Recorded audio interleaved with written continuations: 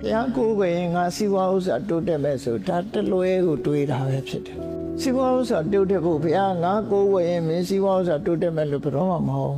စီဝါဥစ္စာတိုးတက်ခြင်းအကြောင်းကဘာလို့ဆိုရင်ဥဒ္ဓနာတမရမင်းကြိုးစားရမယ်ကြိုးစားဆွဲတယ်မယ်ဒက္ခလုပ်ငန်းကျွမ်းကျင်မှုရှိရမယ်အနန္တဆွဲကောင်းရမယ်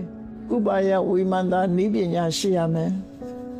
အလံကာတုံကိုယ်တိုင်လုံးနေလို့ရှိရမယ်အလံတန်ဝိထတုံစီမံခန့်ခွဲတတ်မှုရှိရမယ်ဟောတာဘုရားဟောတာ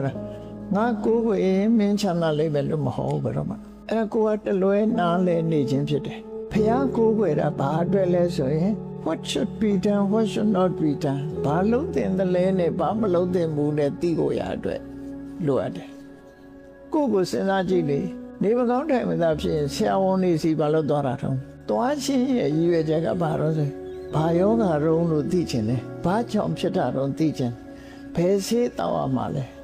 ဘယ်အစားအစာရှောင်ရမှာလဲဒါပဲမဟုတ်လားကျန်တဲ့ဆေးတောက်တဲ့အပိုင်းတွေကြတော့ကိုယ့်ကိုယ်လုံးအဲ့လိုခွဲခြားမြင်မို့လို့တယ်ခွဲခြားမမြင်လို့ရှိရင်